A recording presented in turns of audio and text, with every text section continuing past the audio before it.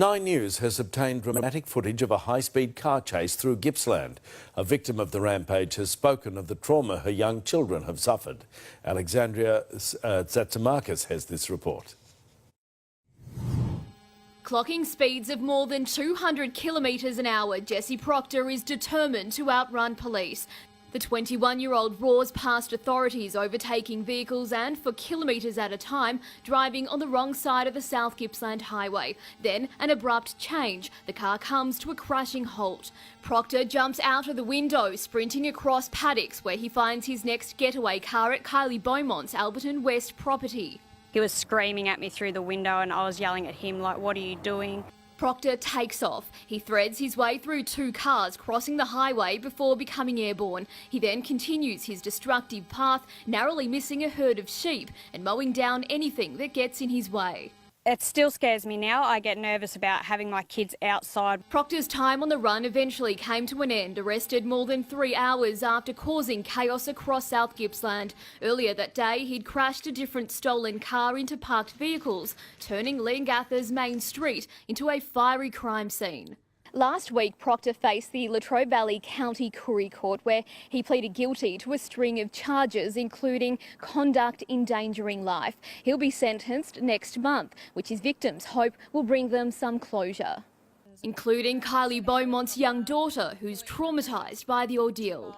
We can't talk about it at all in front of her, or she just goes to tears because she thinks that that's going to happen again. Alexandria Tzatzimakis, 9 News.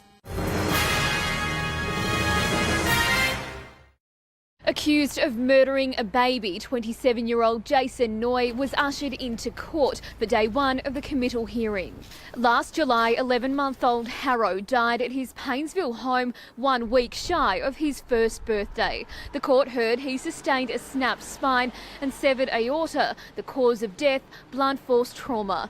A forensic pathologist described the injuries as rare and only seen in high-speed motor vehicle accidents, telling the court the transection of the aorta is a lethal injury which can lead to death in a matter of tens of seconds. Harrow's mum, Jamie Malcolm, gave evidence via video link. She recalled the night of her baby's death and the moment she knew something was wrong. He wasn't breathing, wasn't moving. His skin was yellow and his eyes were glassy. I tried talking to him and he didn't respond. I asked him what happened and he said, "I don't know, just ring an ambulance." Jamie Malcolm told the court Noy, her boyfriend at the time, took a fatherly role and she wasn't worried leaving her kids alone with him. The court also heard that Harrow had other injuries, fractures and bruises which occurred prior to the day of his death. Noy this afternoon pleaded not guilty. He's been committed to stand trial. Blood-stained concrete, smashed glass and a damaged car. The remnants of a bloody brawl on a residential Newborough street. There's definitely a bladed weapon involved. I wouldn't rule out there being some blunt trauma instruments as well, so clubs or something like that. The group of around 13 began fighting at 10 o'clock last night, leaving an evidence trail spanning more than 70 metres. 5 men were injured in the bloody attack, one suffering critical stab wounds. One was very serious, we thought life-threatening at one stage.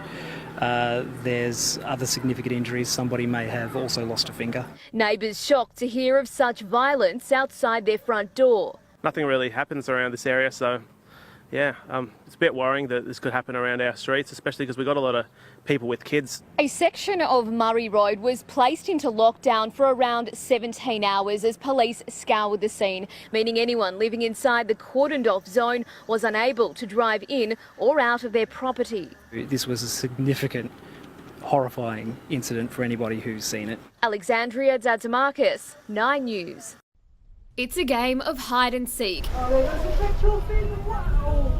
Every year, around 20,000 humpback whales make the journey from Antarctica to warmer waters in New South Wales and Queensland to give birth and socialise. Hugging the Australian coastline, they navigate their way, putting on a show for all to see.